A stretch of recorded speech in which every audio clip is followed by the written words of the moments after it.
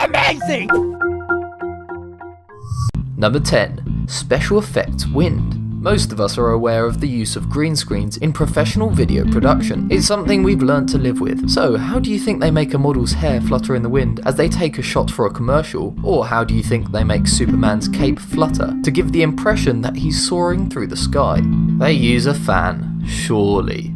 Wrong. They use ninjas in green suits. I'm not even lying. Take a look and see for yourself at this clip of the filming for Superman Returns. Here you can see green screen flutterers, people dressed in chroma key gimp suits. Commercials and movie studios sometimes employ them to create windswept effects. They're easily removed in post-production. It looks super weird though. Just look at the way those green ninjas are puppeteering that cape. Elsewhere, a picture from an unidentified shampoo commercial posted by Lighthouse Studios in Dubai shows a green man waving his arms and hand around a model in the shot, giving her windswept hair. Although it may take a lot of work, I'm pretty impressed by the ingenuity of this one. Number 9. Pineapples do not grow on trees.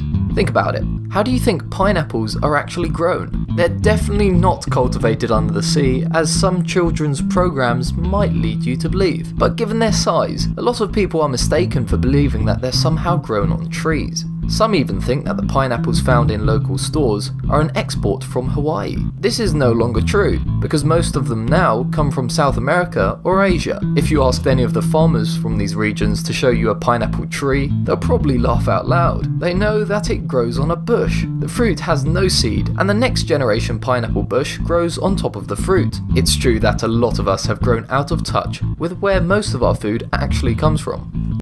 Number 8. Cereal marketing.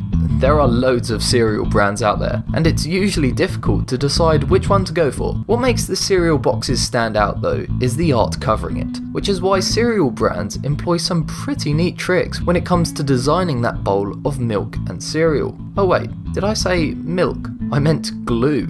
That's right. Milk is rarely used as the white stuff in the bowl when these pictures are created. Milk is too watery, meaning the cereal will just sink to the bottom and soak up the milk. Not particularly helpful during a photo shoot when you're trying to make the most appetizing photo possible. To avoid this, they use regular white PVA glue you'd use in art classes at school. Number 7. Green grass. It's the sign of a prosperous neighborhood and a well-kept stadium. Grass that's so green you can take a picnic on it and feel like you're truly at one with nature. But what happens when you're too lazy to water the grass and it dies on you? Or what if there's a drought for the 4th year in a row? Well, that's what happened back in 2015, when Californians took matters into their own hands, sick of the patchy yellow pastures many gardens had turned into. They just used regular old paint. Just look at these guys. Companies even capitalized on this by offering environmentally friendly turf dyes. Apparently, this has also been a secret weapon by landscapers at athletic fields and golf courses over the years. When you think about it, this one is actually rather funny. Like, the only way for people to get natural looking grass is to use an extremely unnatural thing to paint over the problem. Then again, I suppose it's the only attractive solution when there's a drought. The grass on the other side of the fence isn't greener after all. Number 6. Towel stacks are a lie. Retail stores rely on sales. Sales rely heavily on great advertising of the product you're selling. That's why at certain department stores selling towels, they often don't bother employing someone to fold the towels nicely into a stack.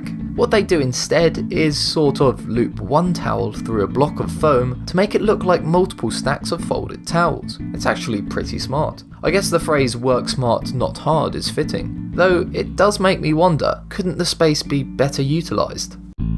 Number 5. Commander Crunch. That was not a mistake. Our favourite captain, Captain Crunch, who adorns cereal boxes all over the world, isn't really what his namesake suggests. You see, it's all in the details here. The sleeves on his uniform consist of 3 stripes. The military nerds of you already know where I'm going with this one. 3 stripes signify a commander, not a captain. If Commander Crunch was really a captain, he'd have 4, not 3 stripes. Captain Crunch is an imposter. Number 4. Toad.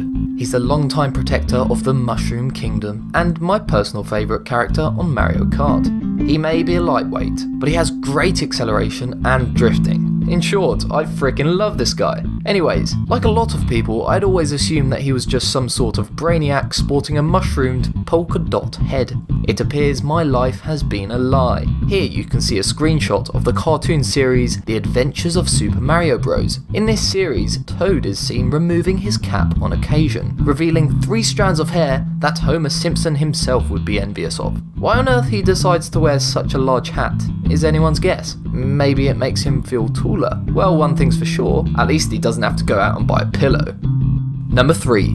Takeaway pizza. Sometimes I like to watch cooking shows. I don't even cook much. I know, it's an odd phenomenon, but it rings true for a lot of people, I think. Anyways, when they make pizza, it's a pretty simple process. They get the dough, put the sauce on, and spread it around with a spoodle. That's the actual utensil name, by the way, a sort of spoon and ladle combined. I was pretty surprised to find out that many takeaway pizzas have a more efficient process. Using a sort of spout you'd usually see in McDonald's, they just place the dough on a flat surface, it spins, and the sauce is pasted out as the spout moves, coating the entirety of the pizza without the need to spread it. Pretty ingenious. I like it.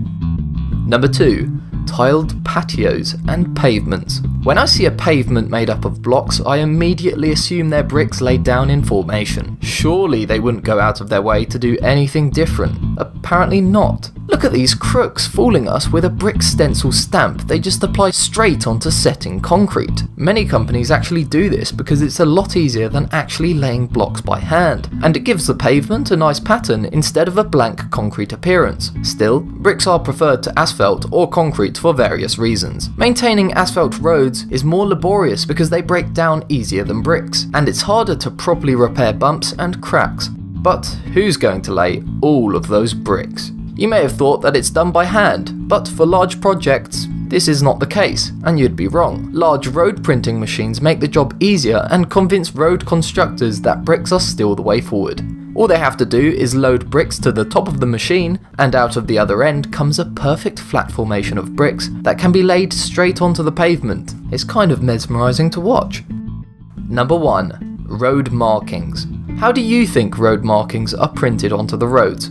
Honestly, I always thought they were just painted, as do probably most of you. That is, until the fateful day I saw a paving contractor wielding a flamethrower at the ground. Whilst a lot of road markings are still created with paint, the truth is that since the 1950s, a lot of road markings haven't been painted at all. When they paint the markings, they usually have machines that spray or spread the paint, and they use stencils or marked out tape, which they apply paint to. But they don't always paint these markings. Instead, they can use rolls of what's known as thermoplastic road line markings. What paving contractors do is essentially roll out tape onto the ground and blowtorch over it, heating up the tarmac to a maximum temperature of between 180 and 200 degrees. This heat treats the tape, which liquefies and melts, binding it to the ground. Sometimes though, they have to use a primer to make it stick, depending on the age of the tarmac. This hot mark tape is purported as having a lot more beneficial properties than the standard procedure of painting. Firstly, and most obviously, it's a lot easier than marking out an area with tape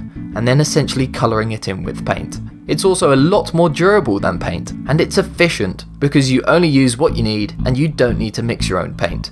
The practicality of it means that a lot of contractors use this tape specifically for repairs. They usually buy the rolls of tape in pre-formed sizes. It also means they can apply more intricate designs with pre-made stickers. For example, you can buy blue pedestrian markers like this one that are easily burned onto the ground. Imagine how difficult it would have been to actually paint that design on the ground. Thermoplastic line markers are apparently gaining in popularity, so now at least you know they exist. Which example did you think was the most surprising? Please let me know in the comment section down below. Also, if you know any other examples that should have made this video, make sure to leave a comment as well. If you enjoyed this video, make sure to subscribe and click that bell icon to stay updated. Thanks for watching.